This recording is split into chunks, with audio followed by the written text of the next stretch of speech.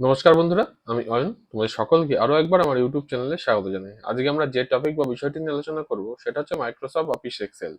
Microsoft office এক্সেলে আজকে আমরা শিখবো অ্যাডভান্স সেল ফরম্যাটিং অপশনগুলোর কাজ। তো আজকে আমরা আগে দেখব যে অ্যাডভান্স সেল ফরম্যাটিং অপশনের মধ্যে কি কি পড়ে এবং তার কাজ কি। তারপরে আমরা প্র্যাকটিক্যালি এক্সেলে সেই অপশনগুলো ইউজ করে তোমাদের দেখাবো। তো চলো বন্ধুরা, দেরি না করে আজকের পর্বটা শুরু করা যাক। সবার প্রথমে আগে আমি একটা এক্সেল ফাইল ওপেন করে নিই। তার আগে আমি তোমাদের ডিটেলসটা দেখিয়ে দিই যে অ্যাডভান্স সেল ফরম্যাটিং এর মধ্যে কি কি অপশন তোমরা পাবে। তো স্ক্রিনটা দেখতে পাচ্ছ। তো এখানে আমরা অ্যাডভান্স সেল ফরম্যাটিং এর মধ্যে যে অপশনগুলো আমরা করাবো তোমাদের, তার মধ্যে প্রথমেই রয়েছে ফন্ট। ফন্ট মানে হচ্ছে লেখার ফন্ট পরিবর্তন করার জন্য ইউজ করা হয়। ফন্ট সাইজ মানে লেখার সাইজ পরিবর্তন করা। গ্রো ফন্ট মানে লেখাকে বড় করা। শ্রিঙ্ক ফন্ট লেখাকে ছোট করা। বোল্ড, ইটালিক, আন্ডারলাইন এইগুলো কম বেশি আমরা সবাই জানি। কিন্তু মেইনলি আমরা যেটা শিখবো সেটা হচ্ছে এক্সেলের সেলের মধ্যে কিভাবে আমরা বর্ডার দেব, তার ভেতরে আমরা কিভাবে কালার ইউজ করব, কিভাবে ফন্টের কালার পরিবর্তন করব, অ্যালাইনমেন্ট কিভাবে চেঞ্জ করব, অরিয়েন্টেশন কিভাবে পাল্টাবো, তারপরে অ্যালাইনমেন্ট, টেক্সটের যে alignment left, centre, right, top, bottom এইগুলো কিভাবে ইউজ করব। এছাড়াও আছে কি র্যাপ টেক্সট, সেলের মধ্যেকার লেখাকে একাধিক লাইনে ভেঙে ফেলার জন্য আমরা এটা ইউজ করে থাকি। এছাড়াও আছে মার্জ অ্যান্ড সেন্টার, একাধিক সেলকে একটা সেলে পরিণত করার জন্য আমরা এটা ইউজ করে থাকি। তারপরে আছে নাম্বার ফরম্যাট, নাম্বারের ফরম্যাট পরিবর্তন করার জন্য আমরা এটা ইউজ করে থাকি।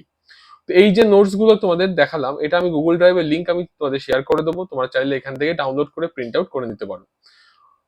তো আজকে আমরা সবার প্রথমে চলে যাই এবার হচ্ছে আমরা এক্সেলে। তো এক্সেলে আমি এখানে দেখো একটা ডেটা এন্ট্রি করে রেখেছি, এর উপরে আমি এই অপশনগুলো তোমাদের দেখাবো। সবার প্রথমে যেটা করতে হবে এই প্রজেক্টটা করতে গেলে, আমাদের আগে এই শিটটাকে একটা এ4 সাইজে সাজিয়ে নিতে হবে। তার জন্য আমাদের যেতে হবে কোথায়, আমাদের যেতে হবে page layout tab. Page layout ট্যাবে যাওয়ার পর আমরা যাব page setup group. Page setup গ্রুপে যাওয়ার পর আমরা যাব সাইজ অপশনে। এখানে গিয়ে আমরা সেটিং করব হচ্ছে এ4। দেন আমরা মার্জিনে যাব, গিয়ে করব হচ্ছে ন্যারো। তোমাদের এখানে যে মাপটা তোমরা দেখতে পাচ্ছ, এই যে ই বলে রয়েছে, ই কলমে যেটা রয়েছে, এই অবধি কিন্তু এ4 সাইজের রয়েছে তোমার হচ্ছে চওড়াটা। আর লম্বায় রয়েছে কিন্তু সেল 47 মানে 47 অবধি। তো এইটুকুর মধ্যে আমাদের কিন্তু এই প্রজেক্টটা কমপ্লিট করতে হবে। তো যাই হোক, এবার আমরা কি করব, সবার প্রথম এইখান থেকে এটাকে সিলেক্ট করব। সিলেক্ট করে চলে যাব হচ্ছে ই অবধি, যেটুকু এইটুকুর মধ্যে আমাকে কাজ করতে হবে। এবং এরপরে সবার প্রথম এটাকে ইউজ করব কি, এটাকে ইউজ করব হচ্ছে মার্জ অ্যান্ড সেন্টার। অর্থাৎ এই যে এতগুলো সেলের মাঝখানে আমরা নিয়ে আসবো, মানে অনেকগুলো সেলকে একটা সেলে আমরা রূপান্তরিত করব, অর্থাৎ কনভার্ট করব। তার জন্য আমাদের যেতে হবে কোথায়, হোম ট্যাব, অ্যালাইনমেন্ট গ্রুপ। তারপর এই অপশনটাকে বলা হয় হচ্ছে মার্জ অ্যান্ড সেন্টার। এটার গায়ে আমরা ক্লিক করে দেবো। ক্লিক করলে অটোমেটিক দেখো এই অপশনটা এখানে চলে এসছে। দেন আমরা এই যে সেকেন্ড অপশনটা, এটাকে আমরা সিলেক্ট করব একদম লাস্ট যে অবধি আছে। তারপরে এটাকে আমরা হচ্ছে ঘোরাবো। অর্থাৎ এই লেখাটাকে আমরা যদি ঘোরাতে চাই, সেটা আমরা ইউজ করব হচ্ছে অরিয়েন্টেশন। মানে সেলের মধ্যেকার কোনো লেখাকে যদি আমি ঘোরাতে চাই, তার জন্য আমরা ইউজ করব অরিয়েন্টেশন। অরিয়েন্টেশন কোথায় থাকে, সেম ভাবে হোম ট্যাব, অ্যালাইনমেন্ট গ্রুপ, এইখানে থাকে হচ্ছে আমাদের অরিয়েন্টেশন। এখানে যে স্টাইলটা তোমাদের পছন্দ তোমরা সেটা ইউজ করতে পারো। আমরা ইউজ করবো হচ্ছে রোটেট টেক্সট ডাউন, এটা ক্লিক করে নেবো। ক্লিক করার পর এখানে দেখো অ্যালাইনমেন্ট রয়েছে, অ্যালাইনমেন্টে আমরা যাব হচ্ছে টপ, আর এখানে যাব হচ্ছে সেন্টার। এবং এটাকে আমরা এবার ছোট করে নেবো এই সেলটাকে, তাহলে আমাদের এ4 সাইজের মধ্যে অটোমেটিক চলে আসবে। তো পরপর আমি এটাকে আগে তো পরপর সাজিয়ে নেওয়ার পর এবার আমাদের যে কাজটা করতে হবে, এখানে দেখো পরপর আমরা কিন্তু এটাকে সেলটাকে পুরোপুরি সাজিয়ে নিয়েছি। তো এবার এখানে দেখো এই যে তিনটে নাম আমি লিখেছিলাম নেমের ঘরে, এই নামটা দেখো এক লাইনে হয়ে গেছে, কিন্তু পুরোটা আসছে না। এবার আমি এই লাইনের মধ্যে যদি উপর নিচ করতে চাই, তার জন্য আমাদের একটা অপশন আছে, সেই অপশনটা সিলেক্ট করতে হবে। সেটা হচ্ছে হোম ট্যাব, অ্যালাইনমেন্ট গ্রুপের মধ্যে র্যাপ টেক্সট।